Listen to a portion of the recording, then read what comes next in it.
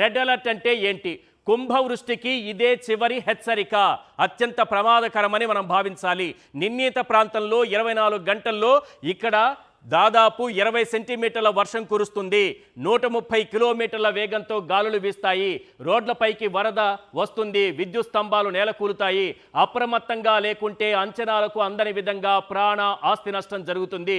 విపత్తు నిర్వహణ, ఐఎన్డి టీంలు, రెస్క్యూ, రెవెన్యూ, మున్సిపల్ శాఖలు అన్నీ కూడా చాలా పగడ్బందీగా పనిచేయాల్సినటువంటి అవసరం ఉంటుంది. ఇదే చివరి హెచ్చరికగా భావించాలి. నిర్ణీత ప్రాంతంలో 24 గంటల్లో 20 సెంటీమీటర్ల వర్షం అంటే అది ఏ స్థాయిలో ఉంటుందో అర్థం చేసుకోండి. దయచేసి ప్రజలందరూ కూడా ఇళ్లకే పరిమితం కాండి. సురక్షిత ప్రాంతాలకు పరిమితం కాండి. ప్రభుత్వం చెప్పినటువంటి పునరావాస కేంద్రాలకు తరలి వెళ్ళండి.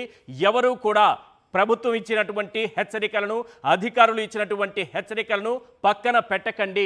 ఎందుకంటే రెడ్ అలర్ట్ అంటే ఏంటో మీరు చూస్తున్నారు. చాలా జిల్లాలకు రెడ్ అలర్ట్ కనిపిస్తోంది కదా.